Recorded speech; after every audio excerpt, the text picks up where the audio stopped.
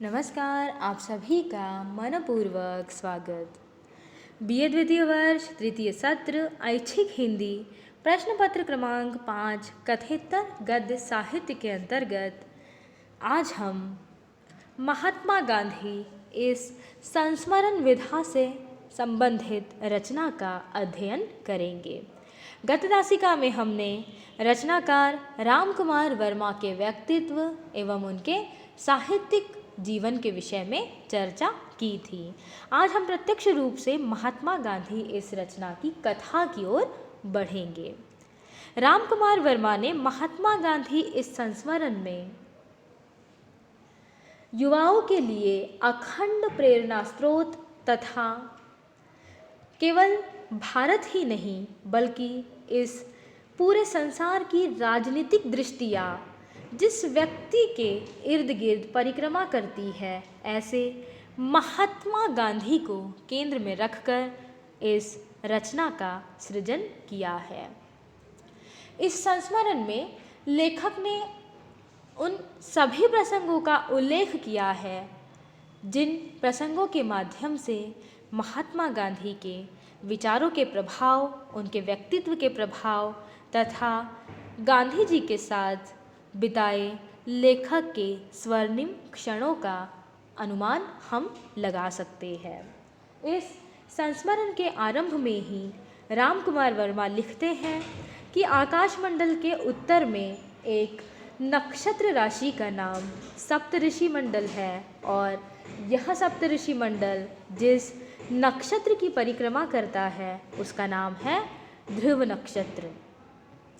लेखक कहते हैं कि मुझे ऐसा लगता है कि इस देश के ही नहीं बल्कि समस्त संसार की राजनीतिक दृष्टिया जिसकी परिक्रमा करती है उसका नाम है महात्मा गांधी। आगे लेखक लिखते हैं कि अपने बाल्य जीवन से ही मैं महात्मा गांधी का नाम सुनता आ रहा था। कई समाचार पत्रों में उनकी विविध मुद्राओं को मैंने देखा था और इस प्रकार से अपने देश के स्वर्णिम भविष्य के निर्माता के रूप में महात्मा गांधी को मैं अपनी श्रद्धा के सुमन भी अर्पित करता रहा था। एक प्रसंग का उल्लेख करते हुए वे लिखते हैं कि सन 1921 की बात है जब उन्होंने अर्थात महात्मा गांधी ने नागपुर में संपन्न हुए अखिल भारतीय कांग्रेस के अधिवेशन में विदेशी शासन के विरुद्ध असहयोग आंदोलन का प्रस्ताव स्वीकृत कराया था और देश भर में असहयोग आंदोलन की लहर किसी समुद्री ज्वार का रूप लेकर सारे देश के विचारों को आंदोलित करने लगी थी।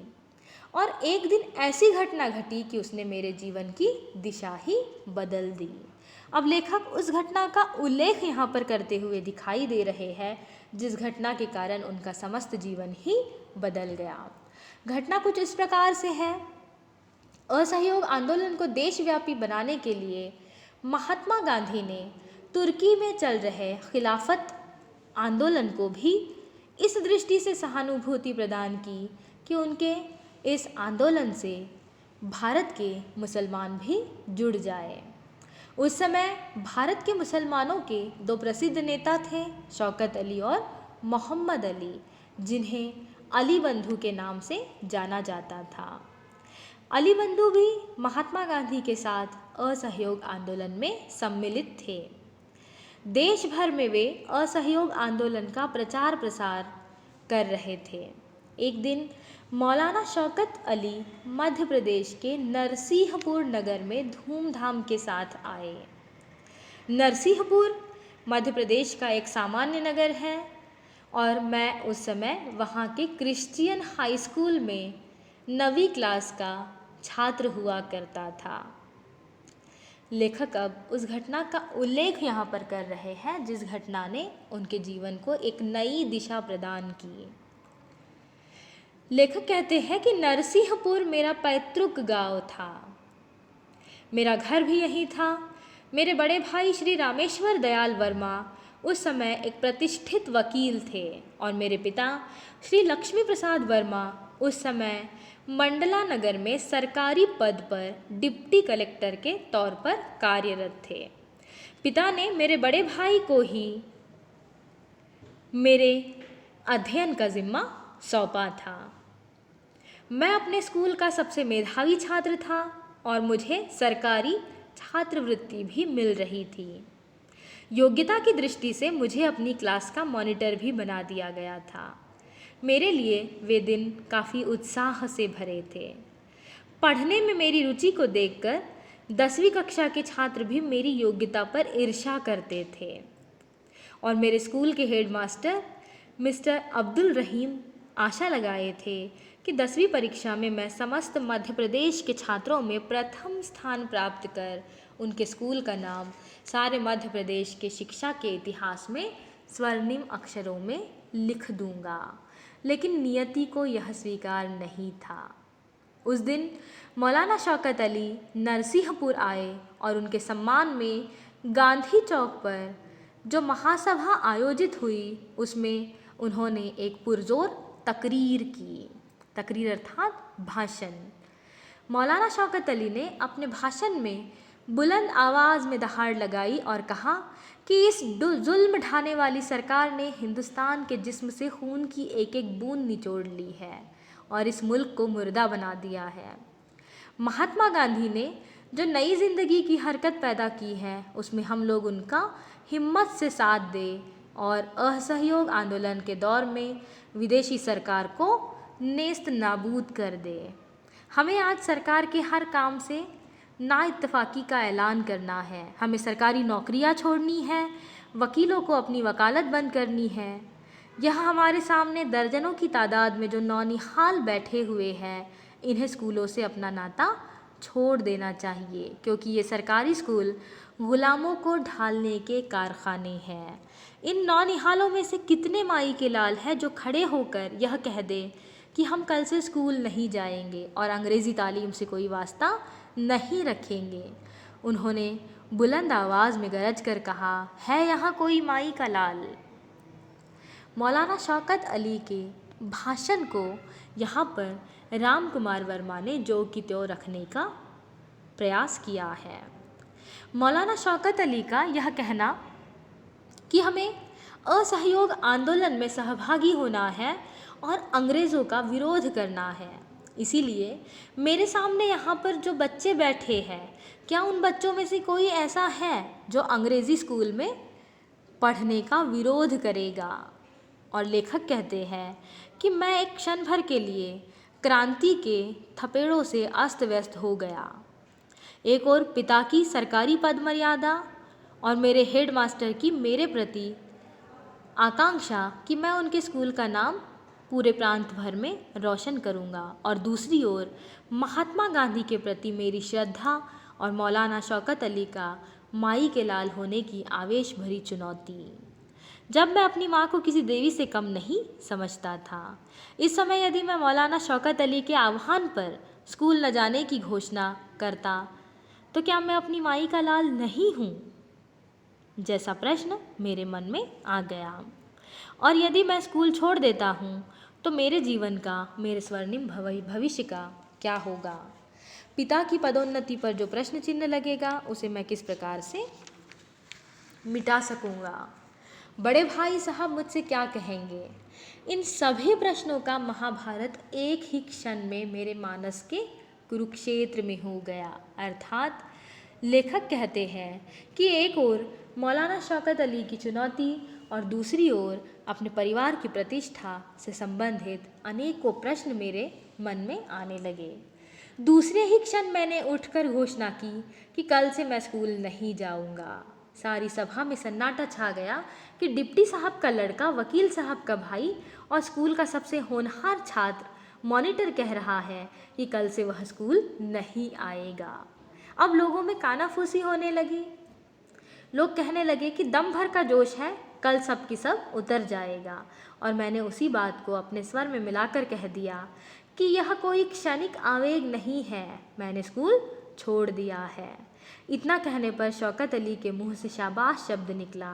क्लास के मॉनिटर राम कुमार वर्मा के इस घोषणा करने पर क्लास के कुछ और छात्रों ने भी राम कुमार वर्मा का साथ दिया और इस प्रकार से प्रशंसा, व्यंग तथा परिहास के मिले जुले शब्दों के साथ वह सभा समाप्त हुई। लेखक लिखते हैं कि महात्मा गांधी के नाम का ऐसा जादू था कि मैंने गांव-गांव में जाकर खद्दर बेचा, प्रभात फेरियों में जाकर गीत गाए, चरखा चलाया, महात्मा गांधी के सानिध्य में जाकर आशीर्वाद प्राप्त किया और उनसे प्रोत्साहन के शब्द प्राप्त किए। लेकिन मेरे इस कार्य से मेरे घर वाले संतुष्ट नहीं थे। पिता ने आक्रोश भरे शब्दों से मेरे अंधकारमय भविष्य का चित्र खींचा। पूज्य पुरुषों का अभिशाप भी वरदान सिद्ध होता है, इस बात को मैं भली भांति जानता था। महात्मा गांधी के आंदोलन में सम्मिलित होने के कारण प्रभात फेरी में गीतों की जो आवश्यकता पड़ती, उसे लिखने की दृष्टि से मैं काव्य रचना की ओर झुका और 9वीं क्लास में ही मैं कवि बन गया, जिससे मुझे राष्ट्रीय ही नहीं बल्कि अंतर्राष्ट्रीय सम्मान भी प्राप्त हुआ। यह तो गांधी के नाम का ही प्रताप था। अब उनके निकट संपर्क का क्या प्रभाव था, यह मेरे जीवन का एक दूसरा पक्ष है। लेखक कहते हैं कि महात्मा गांधी के विचारों से प्रभावित होकर मैंने असहयोग आंदोलन में सहभागिता दर्ज कराई और अंग्रेजी शासन का विरोध करने लगा।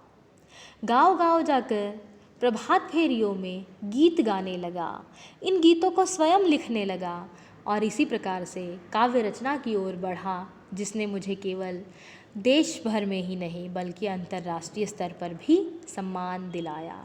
अब मन में एक इच्छा थी प्रत्यक्ष रूप से महात्मा गांधी से भेंट करने की।